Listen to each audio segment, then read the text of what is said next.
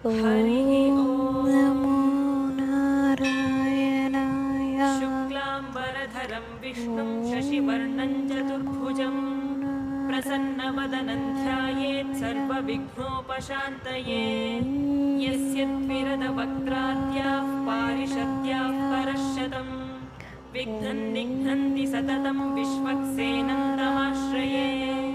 व्यासं वसिष्ठनप्तारं शक्तेः पौत्रमकल्मषम् पराशरात्मजं वन्दे शुकतातन्तपोनिधिम्। व्यासाय विष्णुरूपाय व्यासरूपाय विष्णवे नमो वै ब्रह्मनिधये वासिष्ठाय नमो नमः।